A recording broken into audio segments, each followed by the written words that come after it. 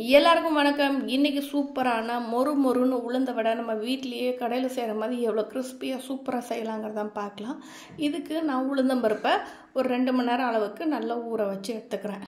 2 மணி நேரம் கழித்து தண்ணி நல்லா வடிய விட்ருங்க. தண்ணி நல்லா வடித்ததுக்கப்புறமா நீங்கள் பெரிய மிக்ஸி ஜார் இருந்துச்சுன்னா அதுலேயே போட்டு நீங்கள் கிரைண்ட் பண்ணிக்கலாம். மிக்ஸி ஜாரில் நீங்கள் போட்டு ஓட்டும் போது கொஞ்சம் அந்த மாதிரி சிக்க தான் செய்யும். ரொம்ப லேசாக கொஞ்சம் கொஞ்சமாக தண்ணி ஊற்றி நீங்கள் அரைச்சிக்கோங்க. தண்ணி ஊற்றாமல் கண்டிப்பாக அரைக்க முடியாது. ஏன் மிக்ஸியெல்லாம் அரைக்காதுங்க, அதனால தான் சொல்கிறேன். தண்ணி கொஞ்சமாக நீங்கள் ஊற்றிட்டு இந்த மாதிரி மையாக பேஸ்ட்டாக ஆற அளவுக்கு நீங்கள் அரைச்சிக்கணும். கொஞ்சம் கொஞ்சமாக போட்டு அரைங்க. நிறைய குவான்டிட்டி இருக்குன்னு மொத்தமாக நீங்கள் போட்டிங்கன்னா ஒழுங்காக ப்ராப்பராக வந்து அது அரைக்காது. அதனால் கொஞ்சம் கொஞ்சமாக நீங்கள் போட்டு அரைச்சி எடுத்துக்கோங்க. அரைச்சி எடுத்துட்டு முக்கியமாக இந்த டிப்பை தான் நீங்கள் ஃபாலோ பண்ணணும். இந்த மாதிரி விஸ்க் இருக்கு இல்லையா, விஸ்கை வச்சு இந்த மாதிரி நீங்கள் நல்லா வந்து பீட் பண்ணி விடணும். இப்போ நான் அப்படி சுற்றுறேன் பார்த்தீங்களா, இந்த மாதிரி கிளாக் வைஸ் டைரக்ஷனில் ஒரே பக்கமாக இந்த மாதிரி நீங்கள் சுற்றும் போது நல்ல காற்று வந்து அதுக்குள்ளே வந்து அந்த மாவுக்குள்ளே நிறைய வந்து காற்று வந்து உள்ளே போகும். அப்படின்னா அது வந்து இன்னும் கொஞ்சம் வந்து லேசாக மாறுற மாதிரி ஒரு ஃபீலாக இருக்கும் அந்த மாவு வந்து. இது இப்படி எனக்கு விஸ்கு இல்லை அப்படின்னா நீங்கள் கை 5 விரல் இருக்கு இல்லையா, 5 விரலை வச்சு நல்லா இந்த மாதிரி நீங்கள் வந்து இப்படி சுற்றி விட்டீங்க அப்படின்னாலுமே அந்த மாதிரி வரும். கண்டிப்பாக இந்த ஸ்டெப் ஃபாலோ பண்ணுங்கள். இதை நீங்கள் செஞ்சு ஒரு வாட்டி பண்ணி பாருங்கள். அப்போ தான் உங்களுக்கு அந்த டிஃப்ரென்ஸ் தெரியும்.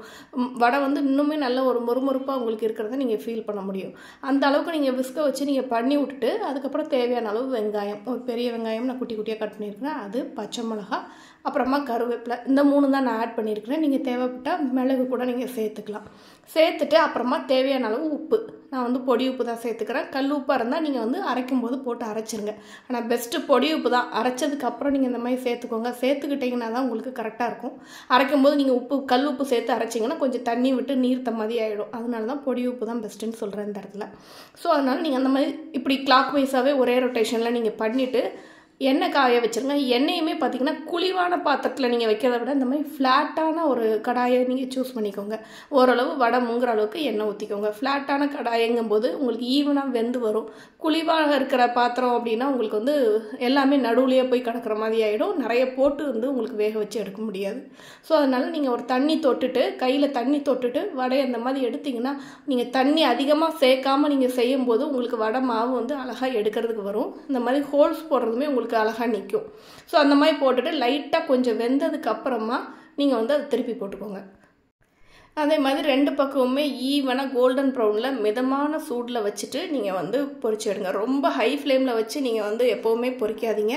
அப்படி பொரிச்சிங்கன்னா டக்குன்னு கலர் மாறிடும், உள்ளே வந்து வேகாமல் போயிடும். இந்த மாதிரி நீங்கள் வந்து உளுந்து வடை வந்து நீங்கள் செய்யும்போது இதுக்கு அரிசியோ அரிசி மாவோ சேர்க்க தேவையே கிடையாதுங்க. வெறும் உளுந்து மட்டும் வச்சு நீங்கள் செய்யும் போதுமே நல்ல கிறிஸ்பியாக சூப்பராக வரும். இந்த மாதிரி நீங்கள் வடை வந்து பொன்னிறமாக ஆனதுக்கப்புறமா நீங்கள் எடுத்து சர்வ் பண்ணிட வேண்டியதான். சூடாக நல்ல ஒரு தேங்காய் சட்னி வச்சுட்டு இல்லை பொங்கலுக்கு சைட் டிஷ்ஷாக வச்சு சாப்பிடும்போது ரொம்ப சூப்பராக இருக்குங்க. மறக்காமல் இந்த டிப்போட நம்ம வடை ரெசிபியை நீங்கள் செஞ்சு பாருங்கள். பிடிச்சிருந்தால் நம்ம சேனலை சப்ஸ்கிரைப் பண்ணுங்கள். தேங்க்ஸ் ஃபார் வாட்சிங்.